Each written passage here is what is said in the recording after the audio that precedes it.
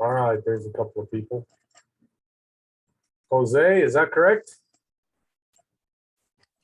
It is. Awesome. All right, good. Welcome.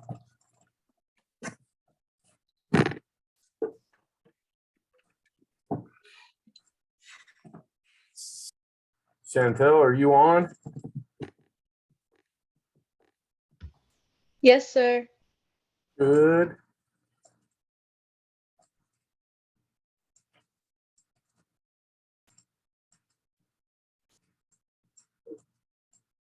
We'll give everybody a few minutes.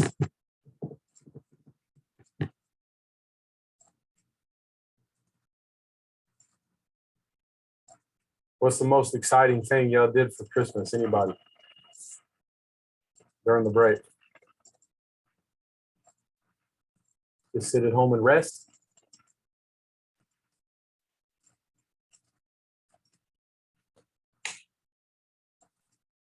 Nobody did anything for the Christmas break?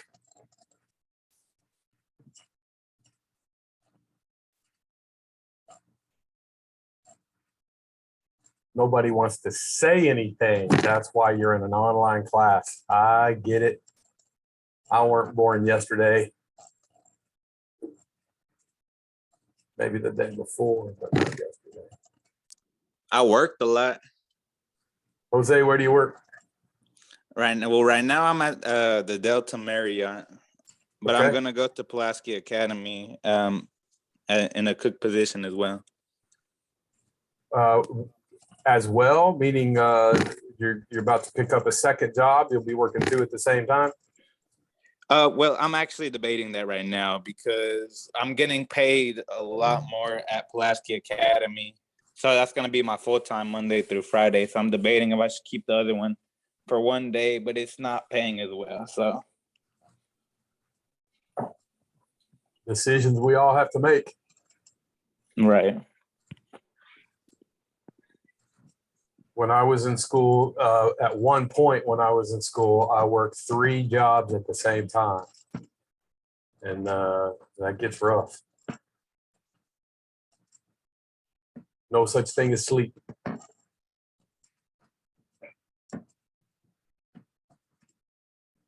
All right, we'll wait maybe 2 more minutes only. And then we're gonna dive in.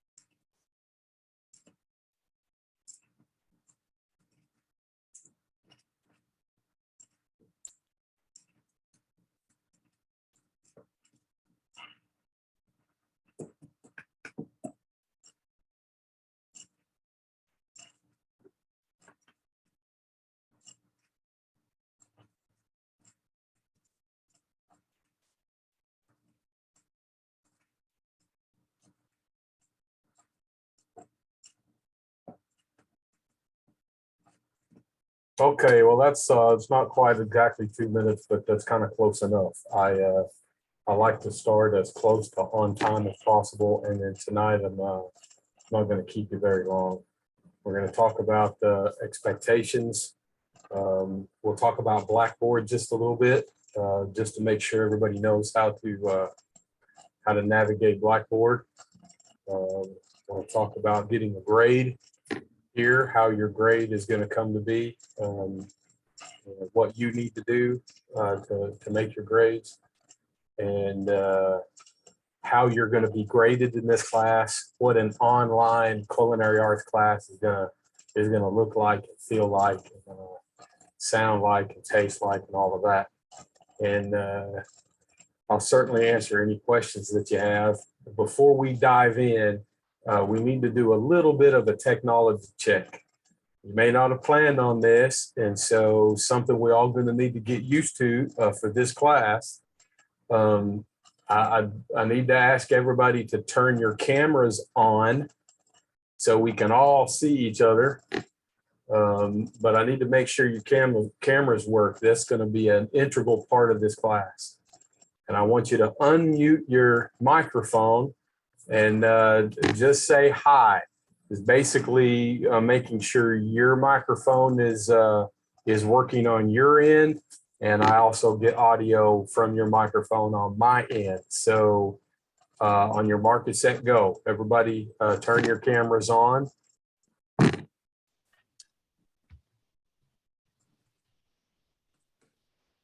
Unmute your microphone. Even if everybody's all at the same time, just unmute your microphone and say howdy or hi. You don't have to say howdy. Jose and I already. Okay, who was that? Chantel? Yes. I don't know if my settings are weird, but my video isn't working at the moment. Okay. Are you is it Carrie? It's pronounced Katie. Katie? It's a Spanish name. Yeah. Okay, Katie. Bonita. Thank you. That was it. That's all the Spanish that I speak. That's fine. Works. Not really. Actually, I'm fluent in Portuguese. I lived in São Paulo, Brazil for 2 years. Oh. Hablo português. Hablo português fluently. But No, I have no idea anything of Portuguese or anything. similar. There's some similarities. I can understand more than I can speak. And anyway, so Chantel, let's start with you. Are you on your phone? Are you on a tablet, or are you on your computer on a laptop? I'm on a laptop. Okay, Chantel. Yes, sir. Phone, computer, laptop, desktop, tablet. I'm on my laptop right now. Laptop. On the bottom left-hand side of Yes. your screen, where you start and stop your video, there's a little Yes. there's an up arrow. Click on that up arrow, and you're going to have at least one option to select the camera. It probably says an integrated camera, unless you have a webcam connected. Do you see that where it says integrated webcam? I don't have an arrow, but I'm thinking if I like left the Zoom and came back, it would give me like the option in my settings to like restart the video and audio. Okay, let's try that. We'll wait for a minute. If you want to log out and then try to log back in. We're going to need to make sure that everybody's cameras work, because that's part of how you're going to get graded in this class. Yes, sir. Give it a try. All right. Bye. Okay, I see S's phone. Oh, there you are. I see you now. Okay, Elizabeth. I dropped my phone. So you're looking at me through a cracked camera until I get a new one. So that's why there's the glare. There's the yeah. So yeah, I'm here. That's fine, but you're here. Okay. Yeah. Can you get your? Are you going to be using your phone? No, I'll be using my tablet when we do kitchen work, so it won't look like a kaleidoscope. So that's all right. Elizabeth, I see you. Hello. Oh, and I'm on Toya Shelton, by the way. Here, I'll send a. Okay. All right. Sweet. Good. And is it Caitlin? Yes, sir. I see your forehead. Caitlin's a pretty name. That's my number 2 daughter's name. And thank you. We spell it different, but so since I mentioned my daughter Caitlin, I'm gonna show everybody, like y'all really care. I'm gonna show y'all. All of my colleagues have been giving me a hard time all this week because I really am this mean prick of a chef. And so Gordon Ramsay's like a pussycat. And so y'all are in for temper tantrums and throwing things and stuff like that. Except over the Christmas break, I became a brand new grandpa. He's so cute. Lydia Jane, that's my very first grandbaby. Precious. My number 2, my daughter Caitlin. Okay, and so this automatically made me a softie.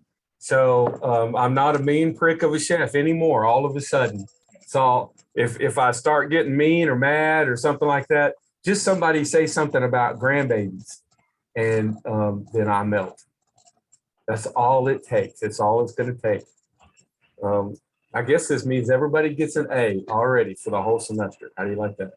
Does that make you feel good now for this semester? Yes, I signed up for the right class. Okay, Chantel is back with us. Still no go on the camera.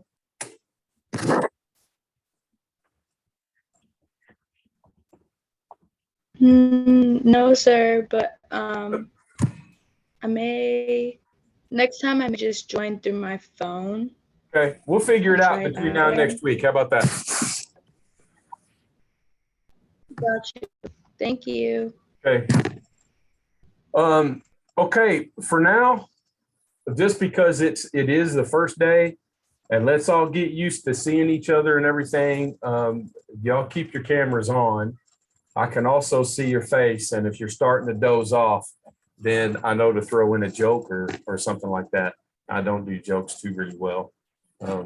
Seriously, first, okay, I see. Yeah, I check the chat only once in a while, so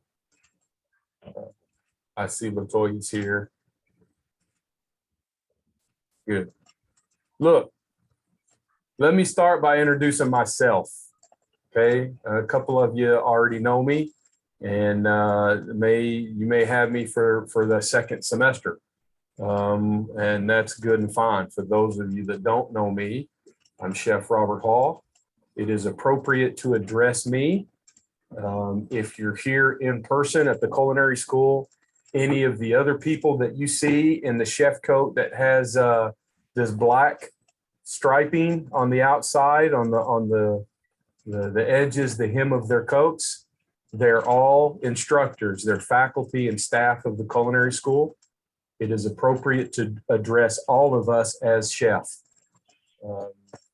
That if you're not used to this, it's going to have a kind of a very military type feel, but we're going to learn more about that this week and next week.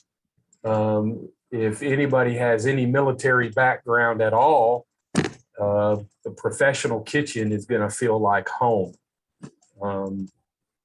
There's a little bit of a military type organization and a military type the way we address each other and talk to each other. It's very respectful and such as that. It's appropriate to address me as Chef or Chef Hall. And it's appropriate to address all the other instructors, the faculty and staff at the culinary school, just the chef. That's perfectly fine. I've been in this industry about 31 years, a little over 31 years. I started in a small independently owned restaurant in Conway, where I swept floors, I took out the trash, I washed dishes, and I did bulk prep for an on-site catering operation. And since then, I've done just about everything that you can do in this business except work on a cruise ship. So as we go throughout your culinary career as a student, you can hit me up all you want. If you've got questions about owning a restaurant, running a restaurant, working in a food truck, owning a catering company, working in a restaurant, working in hotels, in resorts, in healthcare. I've been around the block. I've been to the puppet show, and I've seen all the strengths. I have failed miserably in business. My very first restaurant venture ended 11 months after I opened, and ended with a $500,000 bankruptcy that took me 15 years to recover from. I have also operated an incredibly successful catering company. And so I can share with you real world experience from failure and success. I love sharing those experiences because most especially, I want you to be able to learn from my mistakes, my failures, so you don't make them. You can make a whole new set of failures, whole new set of mistakes. But I'm an American Culinary Federation certified executive chef, certified culinary administrator. I have a master's degree in education, and I am completing this semester my dissertation. When we come back next fall, the vanity license plate of my car that currently says "See Me Cook," when we come back in the fall, it will say Dr. Chef. I am a certified master chef with the World Association of Chef Societies. It's a global certification. I'm the only certified master chef in Arkansas. I'm one of less than 100 certified chefs in the United States. I don't share that with you to build me up or put me on some pedestal or anything like that. I've got a big enough ego. I don't need it stroked anymore. I've won enough awards and been in the limelight enough. I want you to know that about me, so that even in this maybe awkward feeling or unusual method of learning practical hands-on culinary technique and method, you are being taught by a very qualified, experienced culinarian. I know what I'm talking about. What I will teach you this semester, if you have me for Food 2 next semester, what I will teach you in Food 2, in other classes through culinary school, you can use anywhere in the state, you can use anywhere in the country. It is real stuff that you can use anywhere in any kitchen, anywhere in the world. I've lived in Belize. I've lived in Sao Paulo, Brazil. I was one of 28 executive chefs to work on the Olympic Village, Olympic Park, the 2008 Summer Olympics in Beijing. I've done a lot on the world stage, and I promise you what you are going to learn is not some hillbilly, redneck, Arkansas way of doing things. You're going to learn proper culinary verbiage, how we speak in a kitchen, proper method and technique, from how to hold a knife to how we make stocks and soups and sauces, and how we grill and how we sear, and all such as that. You are going to get education that you can use confidently anywhere in the world. So that's that. The faculty that's here at the culinary school, I think combined, we have 150 years in a kitchen. We've got a couple of instructors that might be just about 150 years old, and I say that lovingly about them. We've got really, really great, experienced instructors that cover the entire gamut of this profession. I have 3 kids. My kids are probably the age of some of you. As I've mentioned before, I'm a brand new grandpa, and I couldn't be more proud of that. My kids left me though. My son is an accountant in Provo, Utah, and both of my daughters live in Idaho. And so y'all don't contact me during spring break. I'm going to go out and be grandpa. My grandbaby's in Idaho.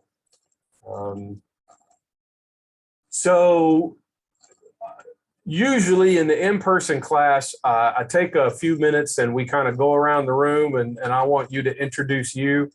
I'm not going to put you through that here. You are going to introduce yourself to me, but I'm going to show you how you're going to do that here in just a little bit. You're going to make a little video of yourself. You can use your phone or whatever technology you want to use.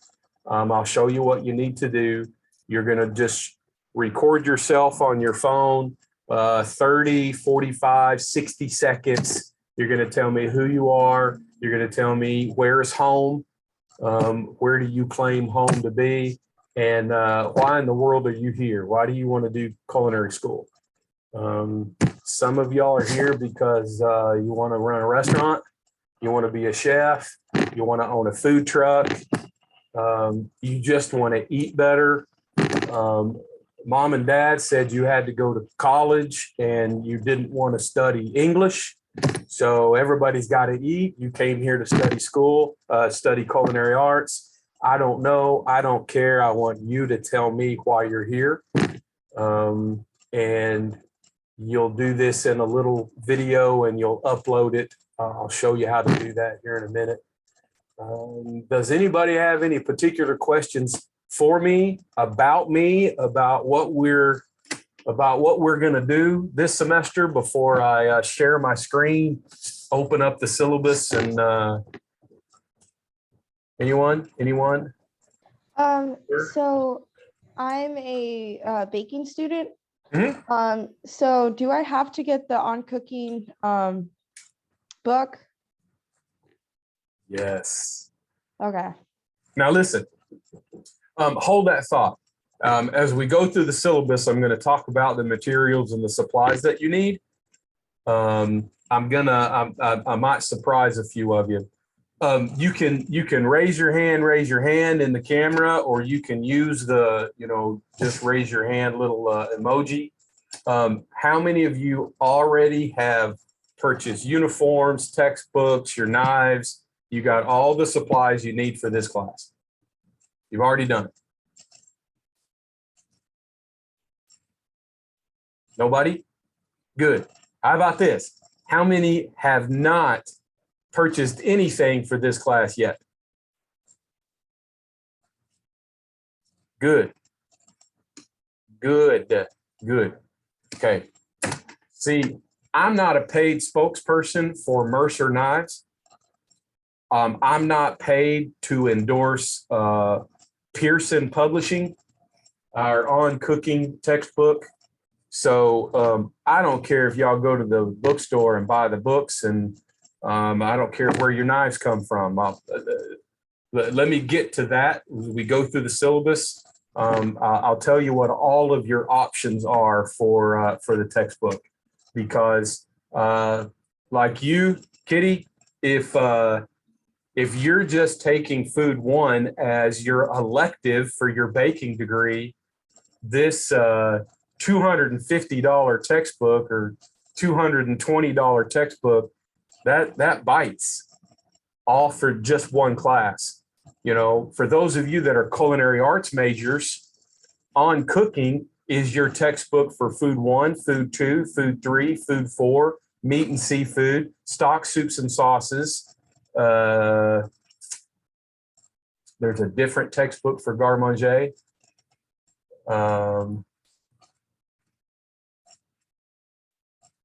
Yeah, those of you that have On Baking, I'm sorry. On Baking is not even a book that we're gonna crack the spine in this class.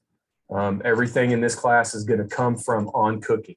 You will need On Cooking, but wait till I tell you what all of your options are, and then you can decide what's best for you from there. Let me share my screen here, and hold on a second. Bear with me just 1 second. This, and I need to do this.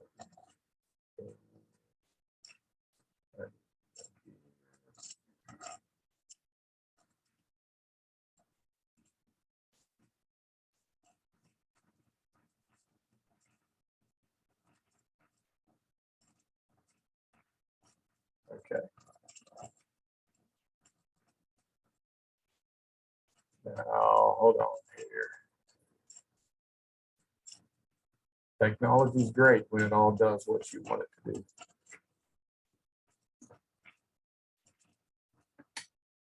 Okay, you should see maybe covering 2 pages.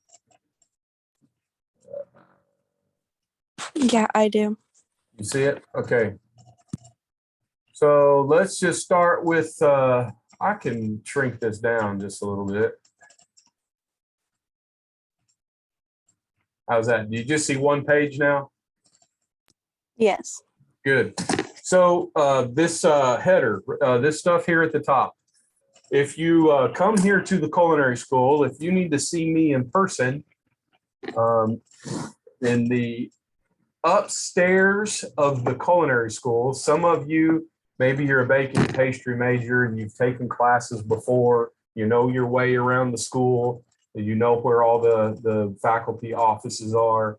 If you know where Miss Renee's office is in the corner, I'm right next door, room number 224. And the times that you see here on office hours, those are the times that for certain you can see me in my office.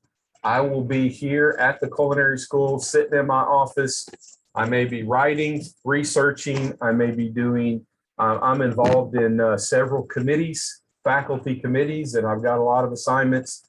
So I may be buried. I keep an open door policy though, no matter what I'm doing. If my door is open, you're welcome to just come right in, appointment or no appointment, it doesn't matter.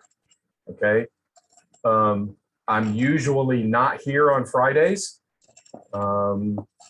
3 Fridays a month, I've got, I have appointments at North Campus, North Little Rock, main campus.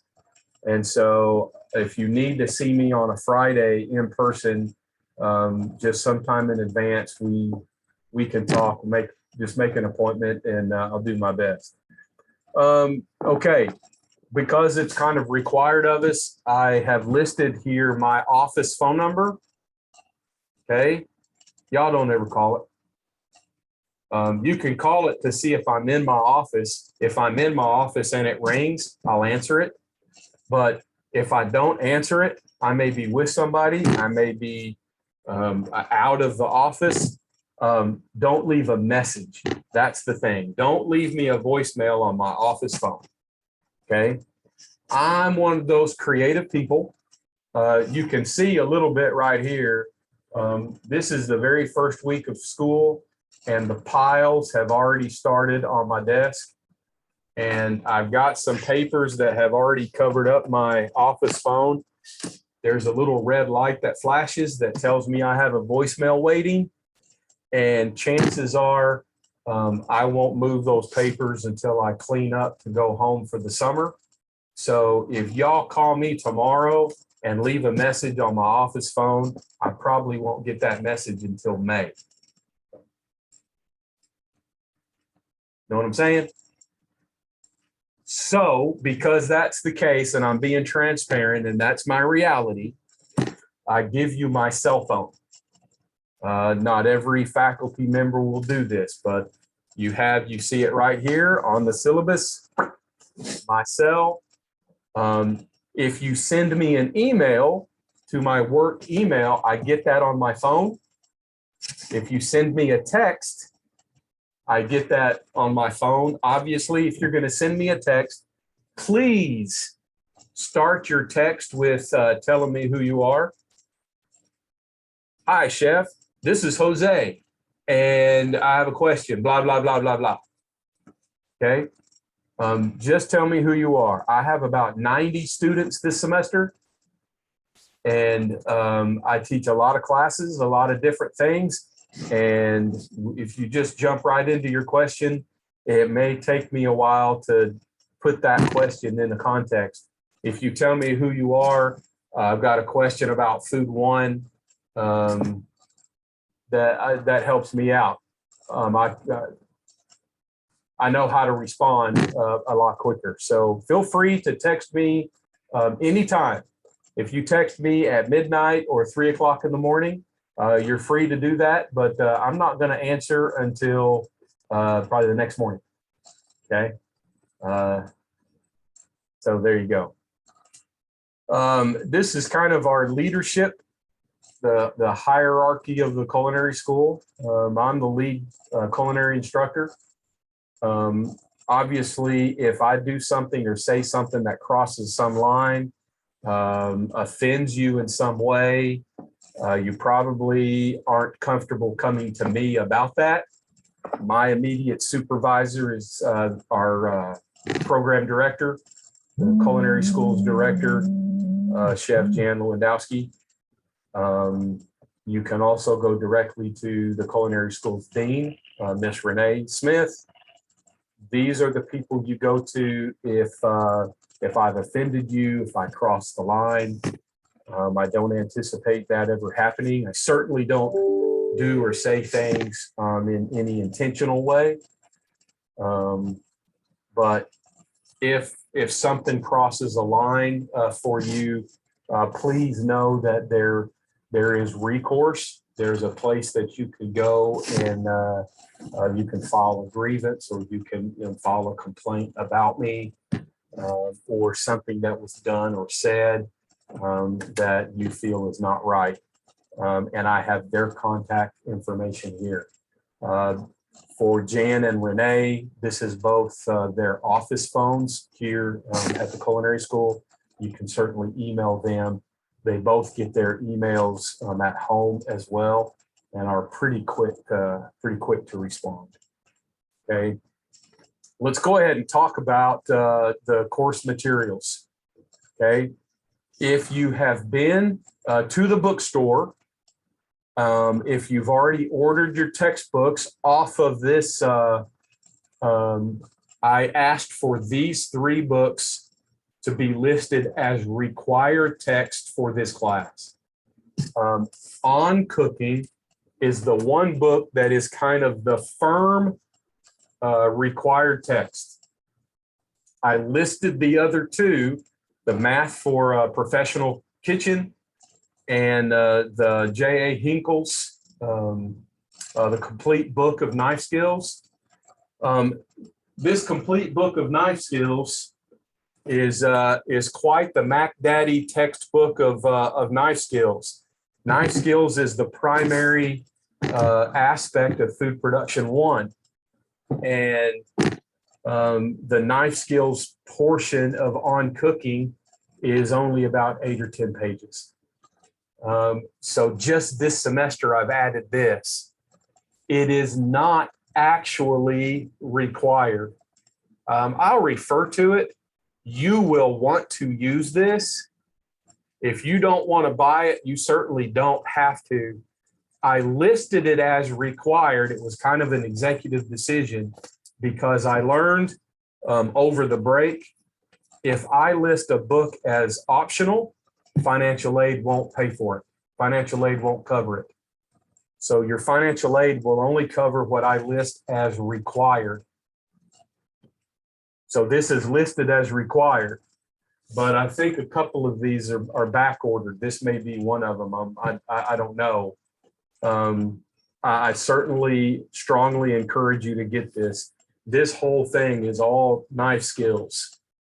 On Cooking only covers 8 or 10 pages of knife skills.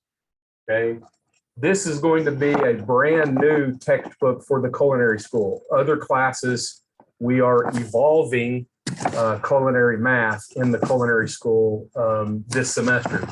So I'll be referring to this in this class later in the semester. Not even exactly what's in the syllabus, but we'll be going to this later on in the semester. If you get it, fine. If you don't get it, you won't miss out. You will absolutely have to have this book by Food 2. Okay. If I can get a thumbs up or a nod your head, you get it, you understand it, you got it, good. Okay. You got to have it. All of the homework that we do The lecture grade for this class, we do, I'll show what this means, but you'll have a quiz each week. It's open book out of this book. You'll have 4th grade level key terms, basically some definitions of terms that we use in the industry, terms that you have to be introduced to, okay, right out of this book. It won't work for you to do these key terms by going to Google, okay? I'll give you an example later, but you need this book. Now, you can buy this book brand new with this computer code, the little card that has the computer access code. I don't use it, so I don't have it set up in Pearson, my culinary lab. So that computer code doesn't do you any good for my class. That just saved you about 40 or 50 bucks. So you can buy this used at the bookstore. You'll do just fine. That's, I don't know, $160, $170. Okay. You can rent this. You can rent the used printed book, and I don't know what that is, $40, $50, $60 a semester. But if you rent the book, I think renting the ebook is a little bit cheaper. You can rent the ebook for just this semester. For those of you that are culinary arts majors, again, you're going to use this book for food 1, food 2, food 3, food 4, meat and seafood, stock, soups, and sauces. There's at least 6 classes that you will cover over at least 4 semesters. And so do the math. If you're going to rent the book each semester times 4 semesters, you just paid for the whole book. But I get it. If money's tight right now, you know, I do the same thing. It may be cheaper in the long run to buy the book now, but I can't afford to buy the book now. I'm just telling you, you will do just fine by renting. You can rent the print book or you can rent the ebook. Now, I'm going to tell you something off the record. And even though this is recorded, this is off the record. This is just among friends. And if you go tell the bookstore that I'm telling y'all to go to Google and go somewhere else, and somebody from the administration is going to come hate on me because of that, then everybody just failed and you're not my friends anymore. And I don't know who you are. Okay. Are we clear about that? I have found the last 2 semesters, fall and last spring, you've got to do a lot of digging, but I have Googled On Cooking 6th edition.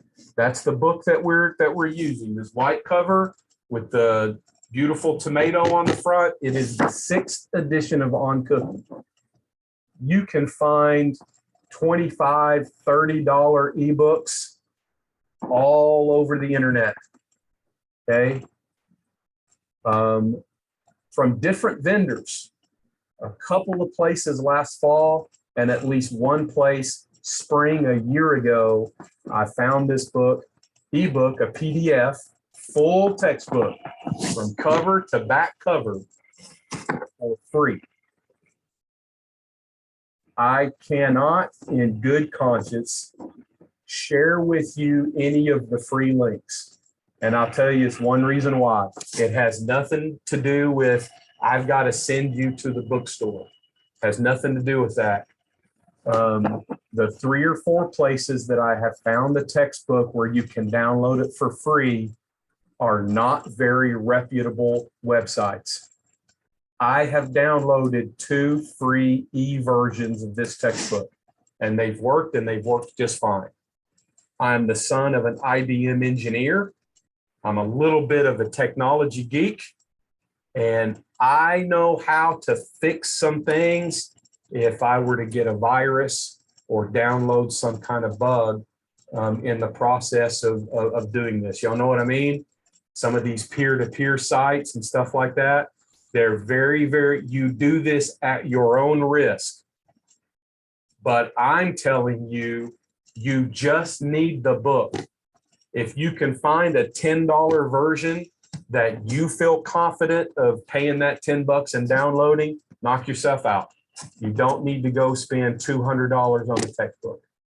If you want the full security of it's right and you're not going to get any bugs, then go to the bookstore and buy the print version. Anywhere in between, you're going to do just fine.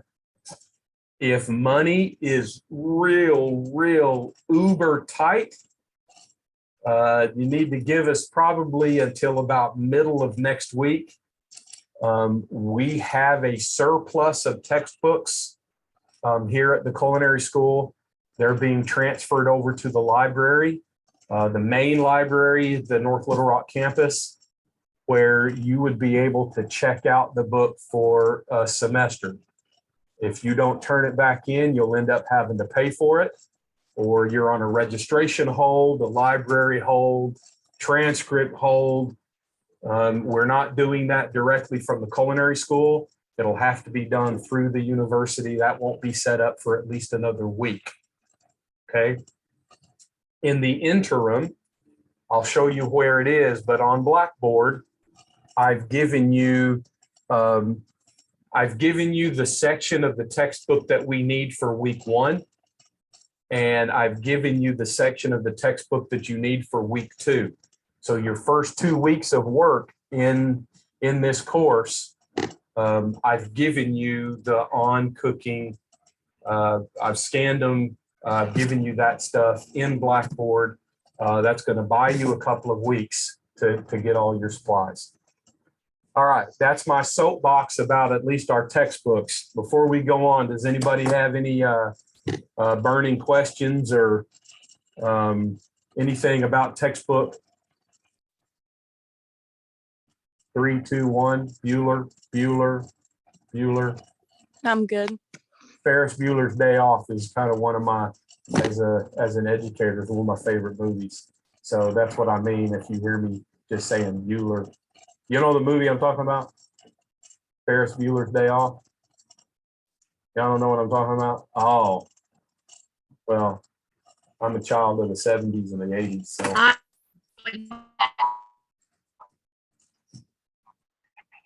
So to order the last 2 online today from eBay, but they are coming. So, but I don't have them yet. So the last 2 you bought from eBay or Amazon, somewhere online? I did, and they were like $40 for both of them. So. Great. Yeah, you don't have to buy these from the UAPTC bookstore. Get them wherever you can get them. If it's going to save you money somewhere else, happy days. Knock yourself out. Right. Very good. Okay, let's come back to here. I'm going to scroll through all of these learning objectives for this class. Come from our accrediting organization, the American Culinary Federation. You can read through all of this. There's quite a bit of stuff that we're going to cover in this class. It is a lot. COVID stuff. I don't know that we really need to cover anything related to COVID, except for one day a week, you will come up to the culinary school, or you should come up to the culinary school to pick up your supplies. I'll talk about that in a second. The stuff that we're going to cut, the stuff that we are going to cook, you paid a lab fee. That lab fee provides the product for you. You didn't pay the lab fee, and you have to go to the store and buy your shrimp and chicken and potatoes and celery and carrots and stuff. You'll be able to come to the culinary school and pick all that up. When you come to the culinary school, just picking up product, you don't need to be in uniform. That's fine if you come in regular clothes, but you do need to wear a mask. That's required for anybody on campus, visitors, guests, certainly students. So That's really the only COVID thing that I need to mention, at least for the time being. Probably the duration of the semester. You need to wear a mask. And let's get to here. This is how you're going to get a grade. It's a lot of points, but it's a lot of little bitty things. Now, for the most part, each week you're going to have a list of terms. Very, very third or fourth grade level, fourth or fifth grade. Here's a list of words. I even tell you the chapter or the pages of the textbook where you're going to find these. Not all of them, but about 95% of these terms are in bold or italics. I ask you to read the chapter, but I weren't born yesterday. I'm not a dummy. There's probably one or two of you that's actually going to read all the words in the page. At the very least, you do need to go through the book and find these terms. Find them in the book and physically write them down. There's some recording that goes on in your memory if you write things out or if you type things out. I'll show you what it looks like and how this will be. But I think the very biggest week, you've got 30 terms. The average is going to be about 20, 22 terms. We have a couple of weeks where there's only 8 or 10. This is not brain surgery. This is not real hard, heavy stuff. It'll probably take you about a half an hour a week to do these key terms. Each week, you're going to have a quiz. The quiz is 10 questions, not timed, open book, and you have 3 attempts, meaning you take the quiz and you expect a 20 out of 20 and you get a 16 out of 20. Listen, if you're happy with that, I'm happy with that. You don't have to use all 3, but if you're a point monger and you got an 18 out of 20, you missed one somewhere, and you want to take it again to try to get those 20 points, well, daggone thing, take it again. And Blackboard will record your highest score. So if you get an 18 and then you get a 16 and then you get a 14, the grade that Blackboard will record is your 18, okay? Another reason I give you multiple attempts is we will have occasion. This is Arkansas. What's the weather in Arkansas? I don't know, go outside. And what's the weather 30 minutes later? I don't know, go outside. Some of you are going to be sitting down to do your homework and a storm comes in and the power goes out, your Wi-Fi cuts out. Well, in the past, I would have to physically go back into the computer. I've got to clear your attempt. I have to reopen the class, reopen the exam, the quiz for you to take it again. This way, I don't have to do that. You've got 3 full attempts. And if we have to do something different, text me, email me, let me know. I don't respond right away. I don't have my phone right next to me all the time, but I'll get to you pretty quick. There are about a half a dozen videos that are taken from interviews that I've done in the past with some of the industry lead chefs in Central Arkansas. And they've got words of encouragement. They've got words of motivation. They've got words of how they survived culinary school, what they're looking for as employers. And I ask you to watch these little videos and you'll write a little essay. That's what this Yes Chef, Guest Chef essays are. There's about a half a dozen of them, and they're roughly 50 points apiece. I think the first one's only 30, but anyway, there you go. Those are about, on average, about 20 minutes per little video. And the essays I have you write are generally 3 to 5 paragraphs. This is not English class. I'm not grading your grammar. I'm grading your thought. It's mostly, did you do the work or didn't you? I do ask, even though I'm not grading grammar, leave your text speak language to the text machine. Man, this is an academic environment. If something is funny to you, write out, laugh out loud. Don't give me an LOL on an academic paper. Don't give me WTF on an academic paper. And don't spell that out. Okay? You know what I'm saying? I hope you know what I'm saying. It's an academic paper. Be a little professional with your thought and all of that. There you go. This syllabus is actually taken, this part is copied and pasted from the in-person classes. You don't actually have a uniform inspection, and your lab participation is actually going to be different. And I'll show you what I mean here in a little bit. So this participation and lab grade is all going to be different for you. Even though we're all doing the same work, we're doing the same thing. If you don't listen to anything else today, please listen and pay attention to this, because this is going to save you. Okay. I don't know how to say this any more plain or clearer than what I'm about to say, but this is a spring semester, and about the last 4 or 5 weeks of the semester, something is going to happen in Arkansas. Something is going to happen to our environment, and it will affect you as a student, every last one of you. It's that you may have never heard this before, I don't know, but it's this little thing that's called spring fever.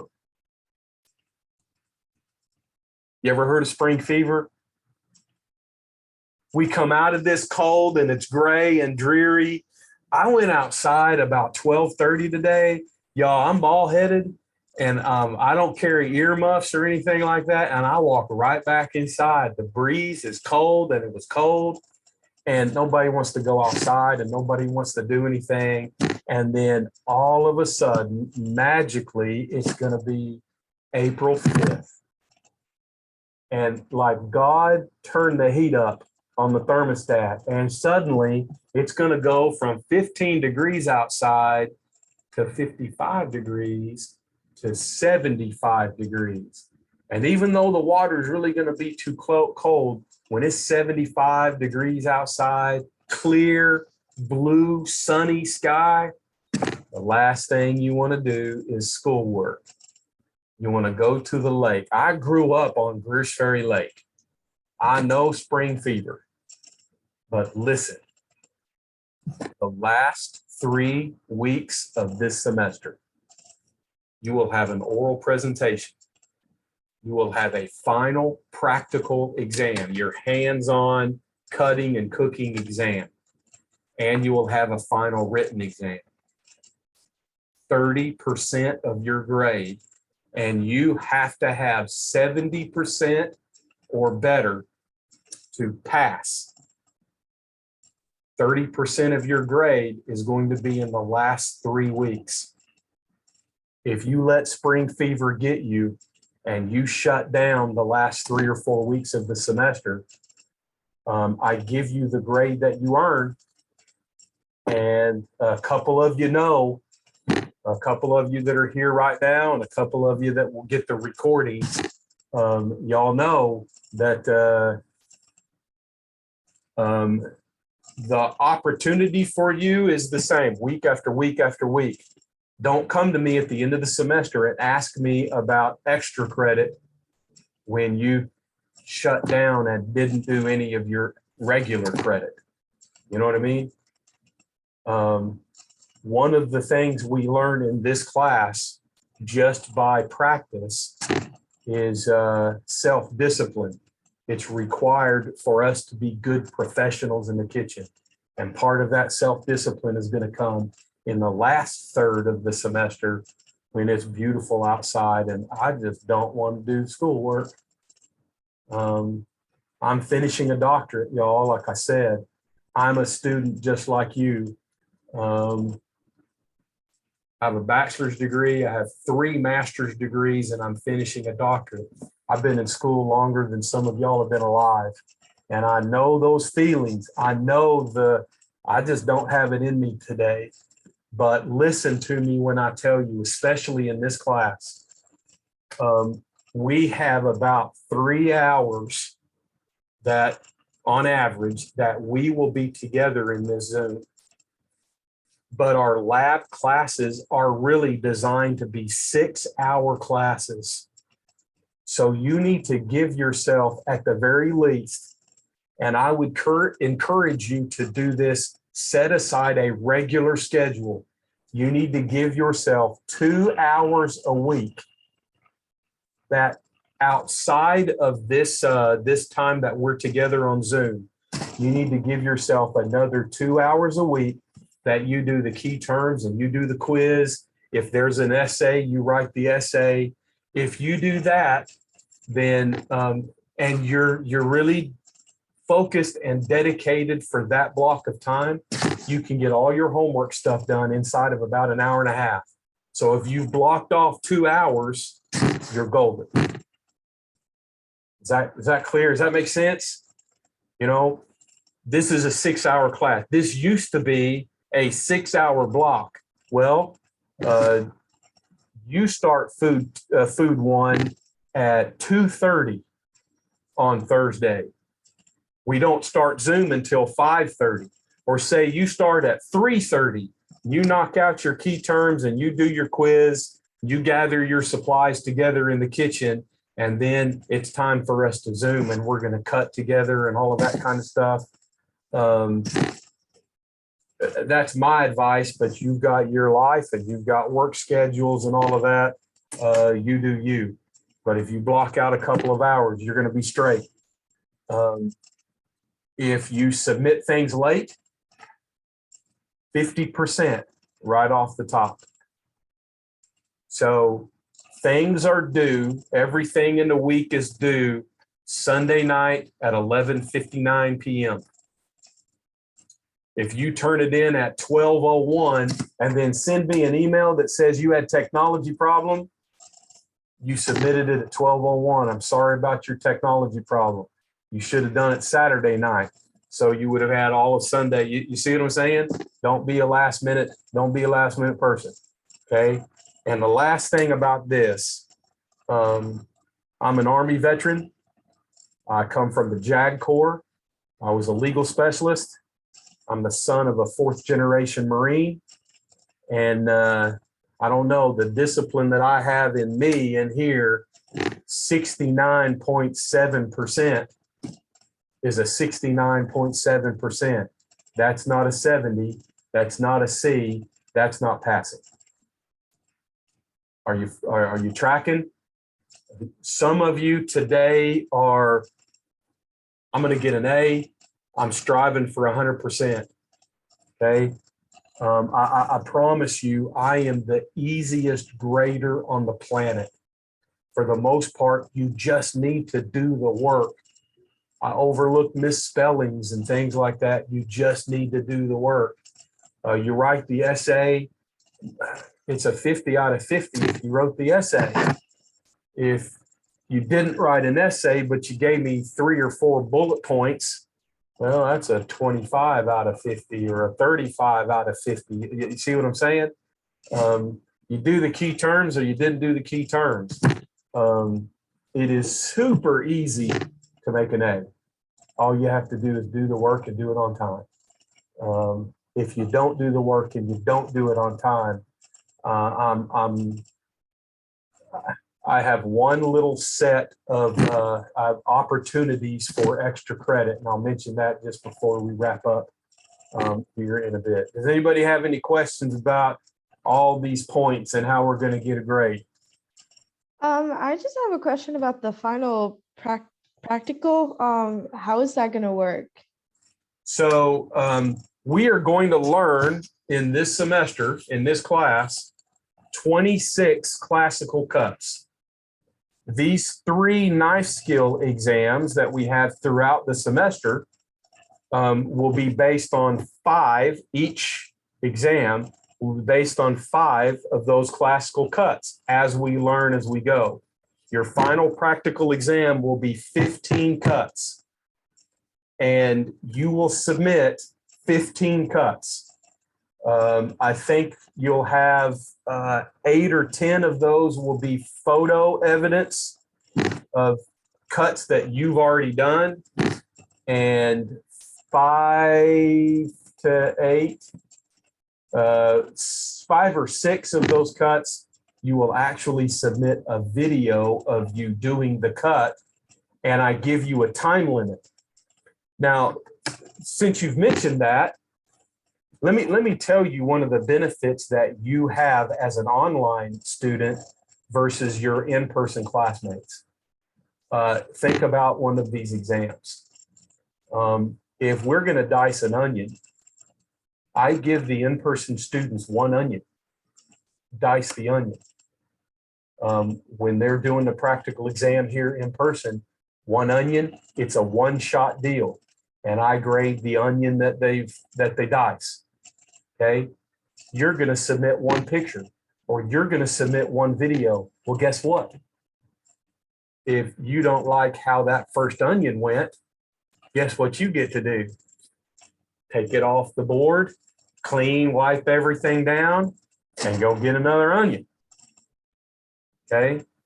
I find that kind of a side benefit is you get some extra practice, which is good, but you also have the opportunity to absolutely put forward your best stuff for a grade. And if you're not happy with a cut, by all means, do it again. Yes, that means I give you 1 onion. You have to go to the Walmarts and you got to buy a 3-pound bag of onions that you have off on the side at your expense, but you have that opportunity. Your in-person classmates are expected to do the same thing. You're going to learn how to dice an onion. Now go home. You're going to buy 20 pounds of, you're going to buy 2 or 3 50-pound boxes of potatoes by the time this semester's over. Okay. You have the opportunity at home to do it again and do it again and do it again. When we meet together in Zoom, I am not evaluating or grading your performance while we work. Just like practicing in person in the classroom, I'm evaluating your technique. Live, I'm gonna tell you to hold your knife different. I'm gonna tell you to, cross your eyes a different way, or you need to cross your legs so that you get the right angle. I'm going to be correcting you live, just like being here in person. It's a method of doing this that no culinary school, no instructor on the planet does. This is my doctoral research. Nobody does this. Okay. So it works. What we're doing now has been practiced several times. It works. While I've said that, this is a little bit of a rabbit hole. At any time, especially during my office hours, just because you're an online student doesn't mean you don't have access to me in person. You can ask me a question. I've done this several times. Chef, I'm having trouble with this particular cut. Okay, we can come here in person in one of these kitchens. I'll grab a couple of potatoes and we can work side by side. I can give you one-on-one coaching. I've also done this with people that don't live in this state. I can schedule one-on-one Zoom where I'm sitting here in my office or I'm at home, you're at home, and we can work one-on-one on your knife skills as well. You're not limited to just this time that we're together in class. Okay. I will return us now to our regularly scheduled program. And let's get down to, don't need that. Week by week, you can see, if you've already looked at Blackboard, you probably have found this just below, just below the syllabus. There's another line that says course schedule.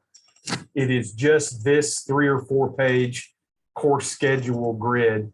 Week 1, what are we doing? Week 2, what are we doing? Week 3, what are we doing? You know what I should probably add on here? I just noticed this, which I don't have, is the due dates.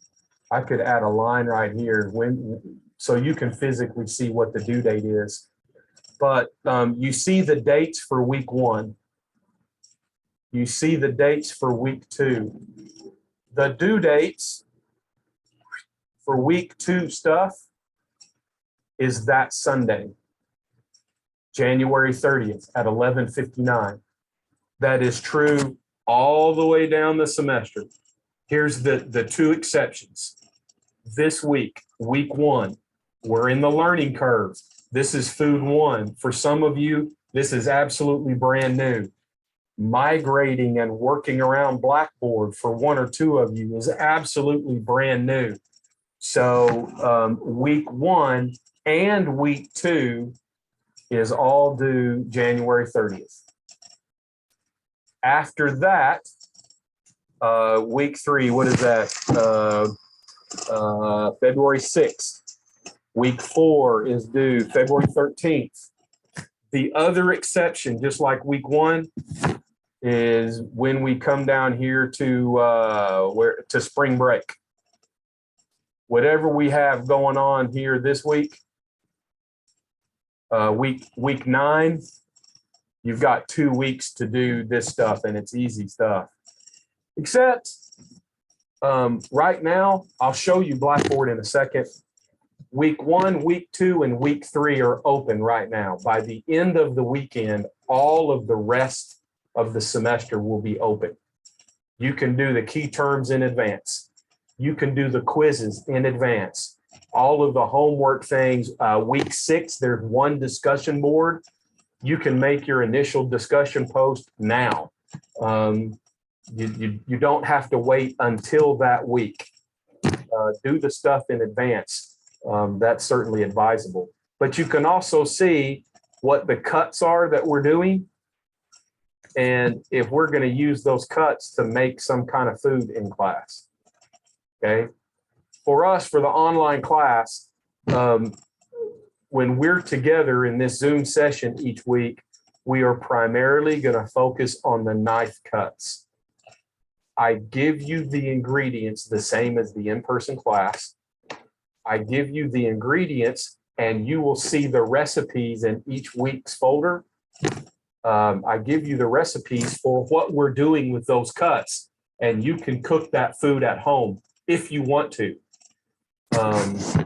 I'm doing that so that we don't waste product.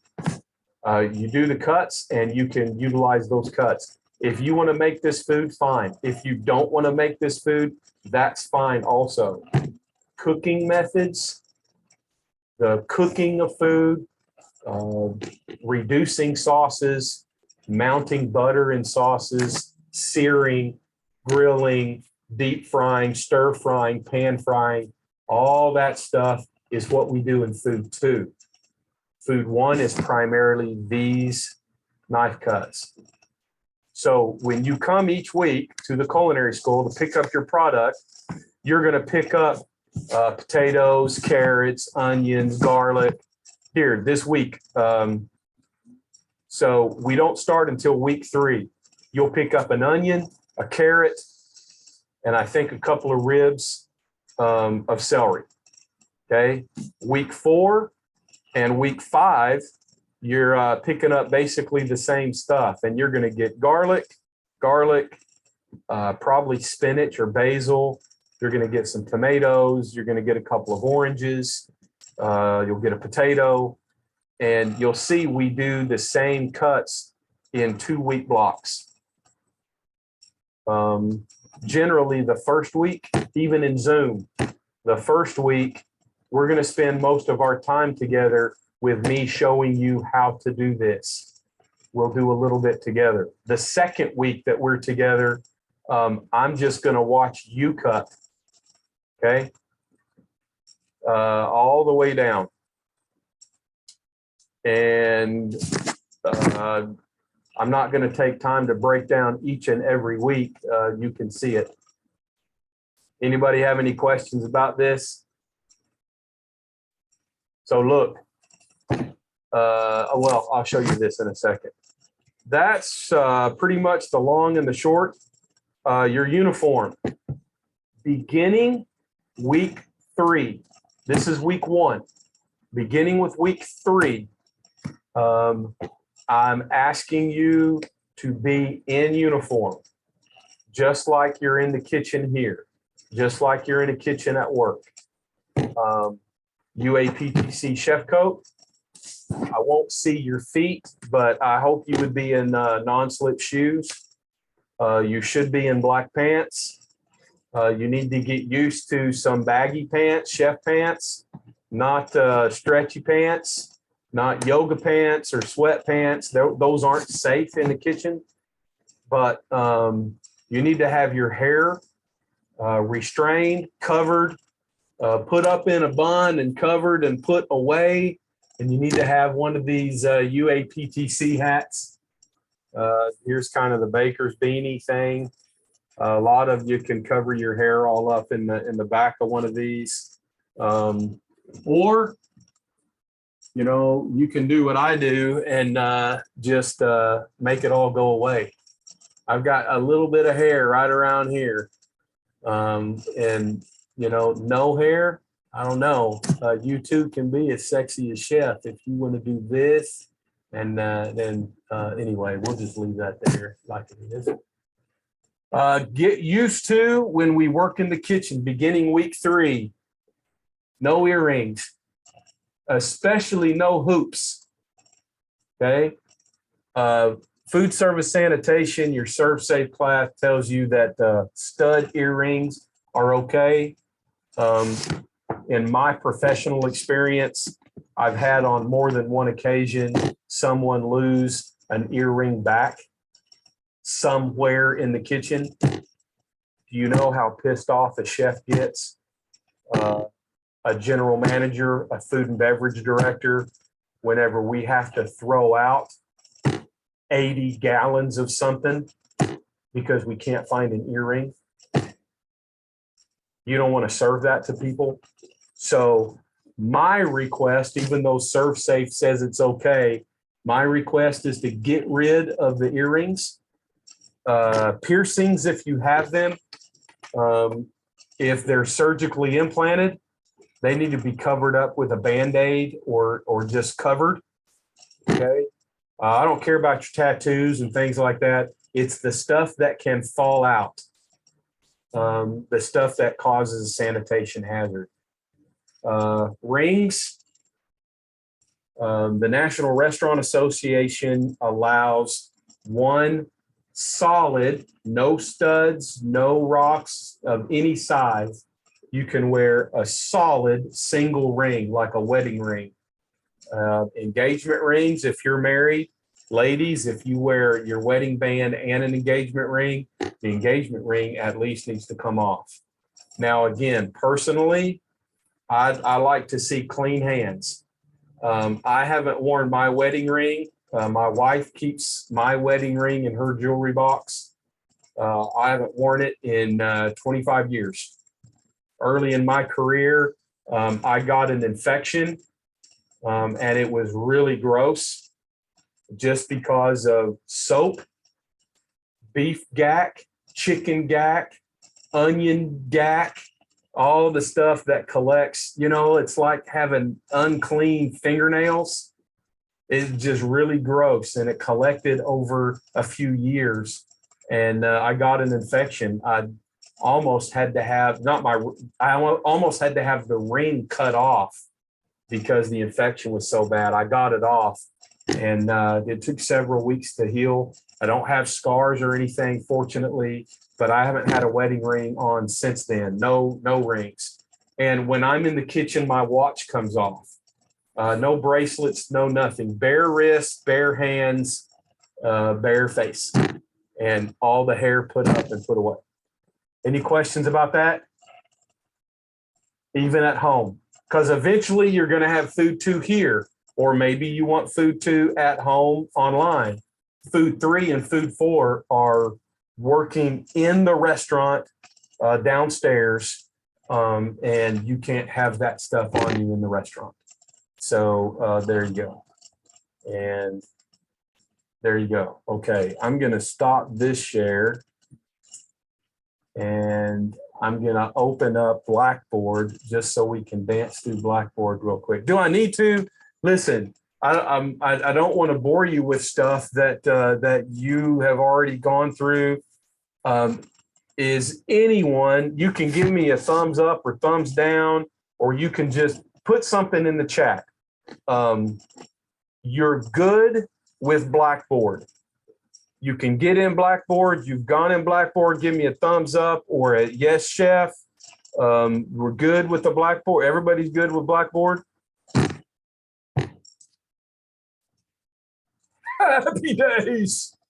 All right, good, marvelous. So you know what that just did? That probably saved us about a half hour, 45 minutes.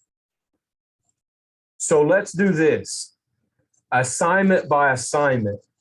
If you run into a snag or you have a problem or you have an issue, hit me up on the text machine. Okay.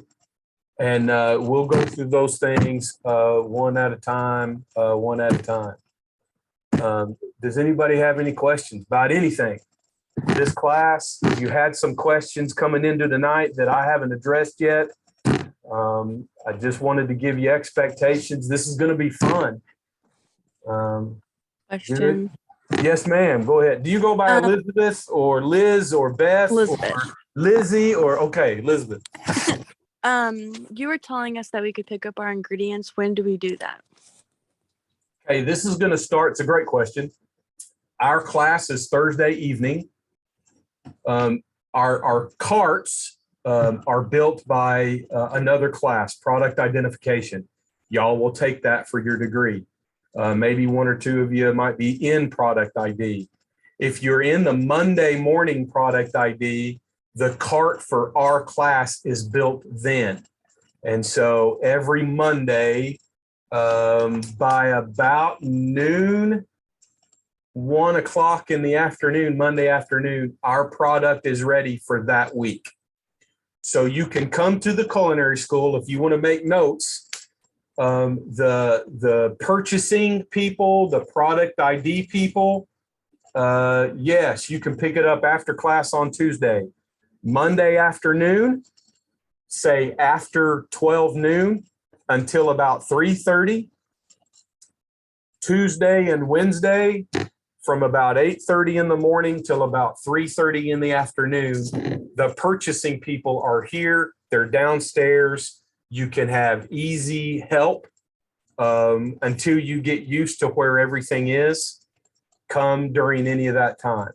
Now, Tuesday evening, I have my online Food 2 class, and I'm shooting. I'm recording, I'm filming these Food 2 classes from here at the culinary school. And Tuesdays, Food 2 doesn't start until 5:30. Now I've got setup time and stuff like that. But if you're at work and you can't get off work, you need to come to the culinary school at 4 or 4:30 or 5 o'clock in the evening. I'm here on Tuesday. I have a 4 p.m. until 8 p.m. in-person Food 1 on Monday. Monday would be better than Tuesday because I've got cameras to set up and stuff like that. If you need to come after hours, I'm here in the culinary school from about noon on Monday until about 7 to 8 p.m. till 7 p.m., maybe a little bit later. And you'll get the feel for the culinary school. My class is in the Gold Lab. It's the big lab downstairs. When you walk in the front door, you can find me and I'll help you get your product, even if it's in the middle of class. I do that all the time with other students. but Monday afternoon, Tuesday or Wednesday, that's when you want to come and pick up your product. Then you have it with you. You may be able to pick it up Thursday morning, Thursday, the first half of the day. But I've asked purchasing to make sure that your carts are available through the end of the day on Wednesday. So you should be good then. That answer your question? Yes. Good. Anybody else? Anything?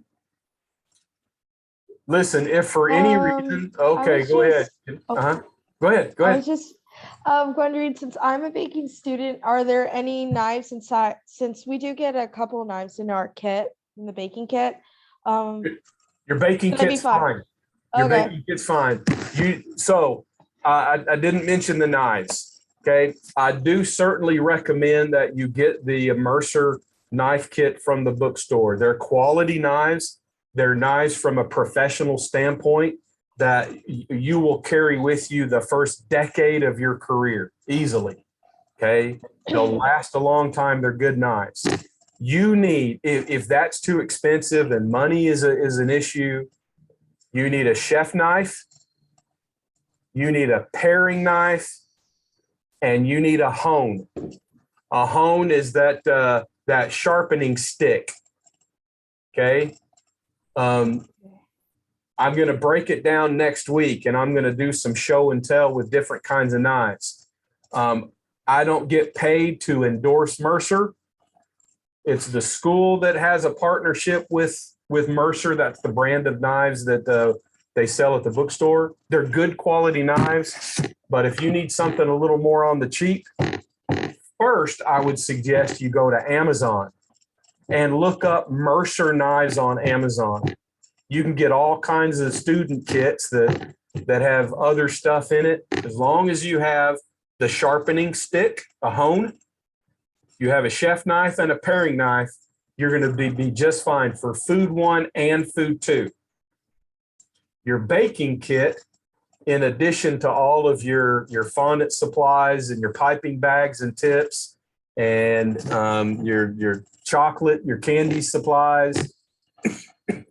They used to have candy supplies. I'm not sure if they still do in a baking kit, but you have a hone, I believe. You have a chef knife and you have a paring knife. You'll be just fine. Now, in the baking kit, you have a 10-inch chef knife. And if that feels really big to you, maybe you want to go out and get an 8-inch chef knife. I'm partial to an 8-inch chef knife. When I was the executive chef at UCA, I worked with Noe Gomez, was my executive sous chef.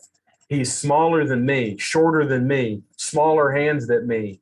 And he preferred a 12-inch chef knife.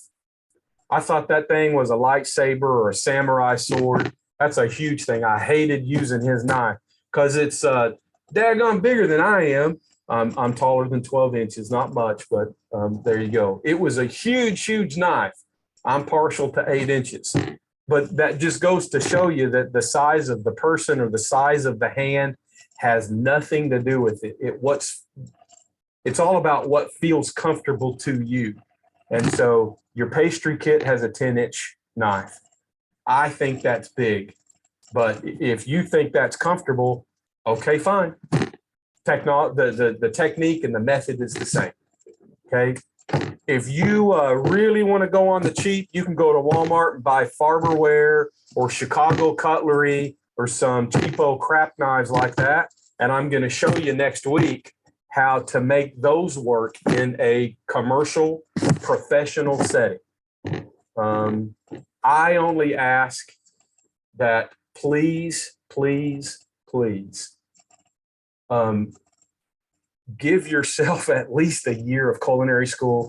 Don't go out 3 weeks into this class, go out on Amazon and spend $700 or $800 on a nice Shun knife or a Tanaka knife or one of these handmade Japanese things. Because guess what? Those are the Lamborghinis of knives. And y'all don't know how to drive yet, much less drive a stick. And so you don't need to go out and buy really, really high-end special knives, okay? I have 2 of those high-end special knives, and I've been in this business for 3 decades. I know how to drive. I've got a lot of time and experience under my belt. Y'all give this a little bit of time, okay, before you go invest in those kind of tools, okay? What else? What other questions, complaints, criticisms? Now, what compliments do you have? The compliment desk is now open. Flattery gets you everywhere. So, okay, let me close you up with one last thing. Extra credit. Extra credit. Y'all, I would imagine you want to know how to get the bonus points, how to get the extra credits, okay? I don't give any of the dang dadgum extra credits. Take care of your regular credit. That's not true. Because I am a doctoral student and online culinary arts education is my research focus, there are 3 opportunities for you to volunteer and participate directly in my research. Number 1, you will see in Blackboard in week 1 in this class, you are invited to take an online survey. You may have already seen it. If you've gone to Blackboard and you've opened up week 1, there's I think I just call it a food 1 or online culinary pre-course survey. That pre-course survey, if you read all the fine print, has to do with my research. If you go into that survey, you take it, it takes you to SurveyMonkey. You're anonymous, so I don't know your identity.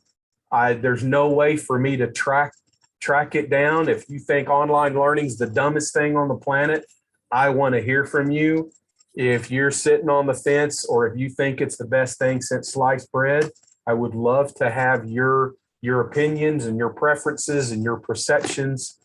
There's a pre-course survey. I give you 25 bonus points before the semester really even starts or takes off, okay? Even though it's sitting in the week 1 folder, I leave that open for about 3 weeks. You'd have to go back to week 1 to take it, but you can only take it one time.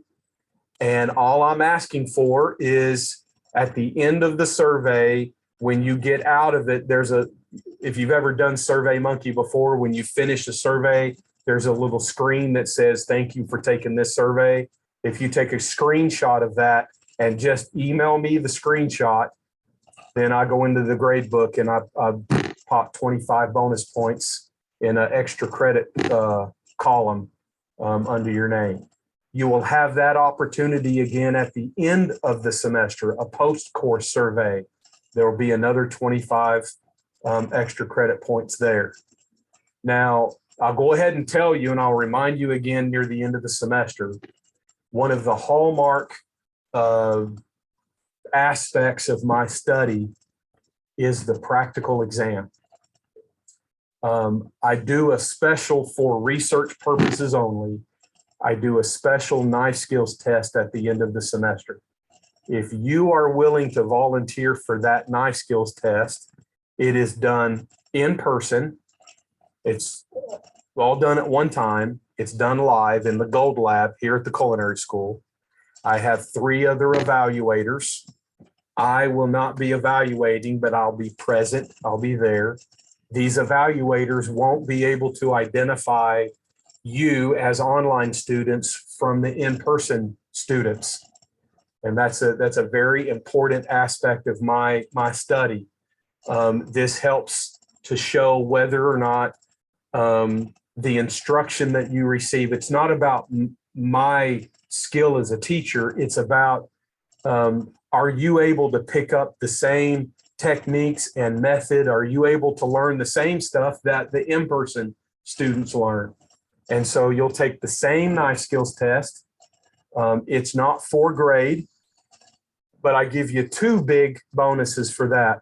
50 extra credit points to participate in that exam.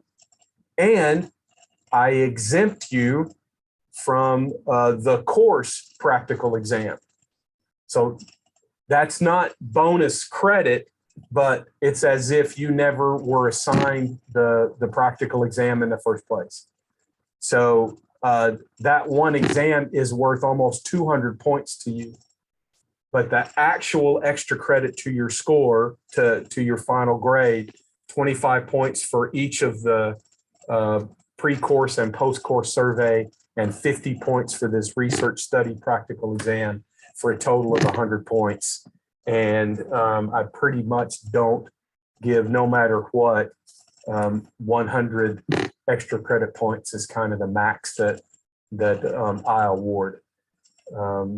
And I don't know, I think that's a lot of points.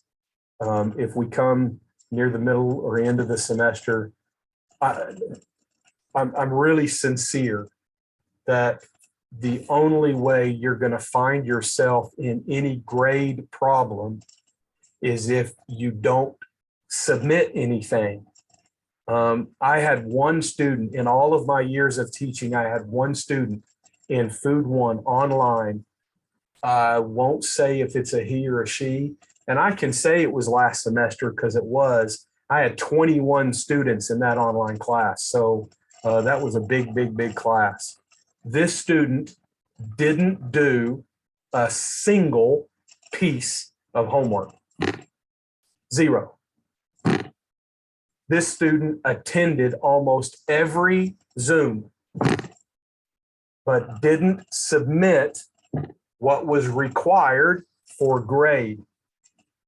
When we get to that point in week 3, I'll talk more directly about what that means. We will cut together, but when we're done cutting, you're going to want to take pictures of what you've done and submit those in Blackboard in the right place, because angles of cameras and all of that, I'll be able to see your technique, but I'm also going to want to grade the results of what you do, and I'm going to need to see some close-up photography, close-up pics of your finished product, and that is by and large where your grade's going to come from.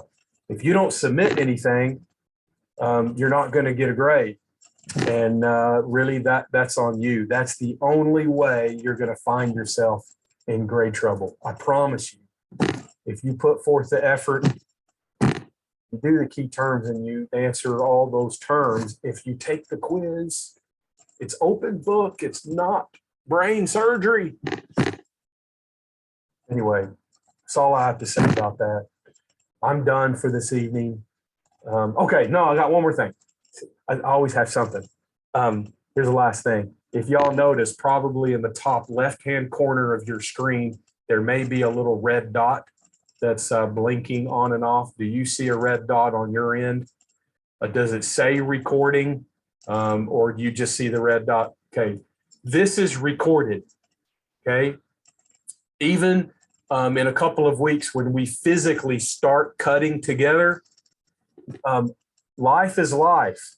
I just said you're not really getting a grade from this Zoom, but Zoom is the way in the online environment for us to interact in real time, and you ask questions and me give you feedback right in the moment, okay?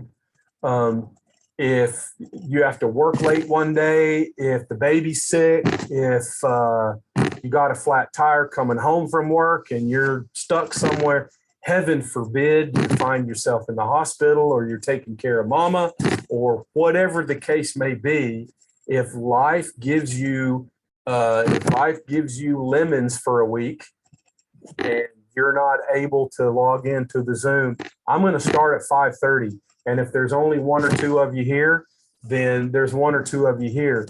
But I record whatever it is that we do, and then it goes into YouTube, and then I upload the video out of YouTube. I'll create one more folder in Blackboard. It'll be in course content. It'll be immediately underneath the Zoom link. I shared with you the Zoom link via email. Did y'all log in from the email or did y'all log in from Blackboard?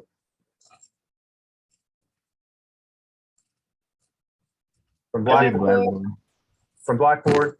Okay, there's going to be a folder that's just going to say weekly Zoom sessions or weekly Zoom session recordings. And that folder is going to appear probably tomorrow, maybe Saturday, should be tomorrow. That's going to appear right underneath the Zoom link. And that's where I'll store the recordings of these Zoom sessions. So you can go back to here, week 1, and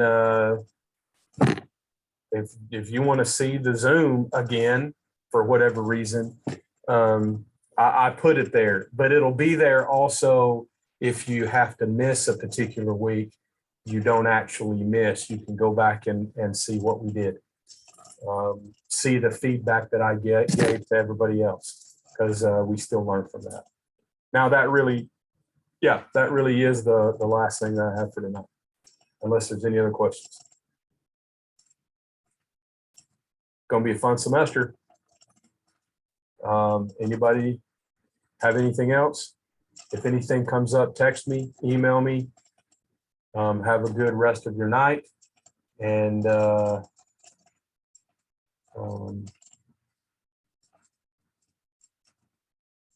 do I sign up?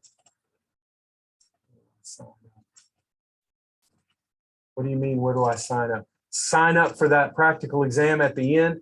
If that's what you're talking about in the chat, yeah, we're going to cover that at the end.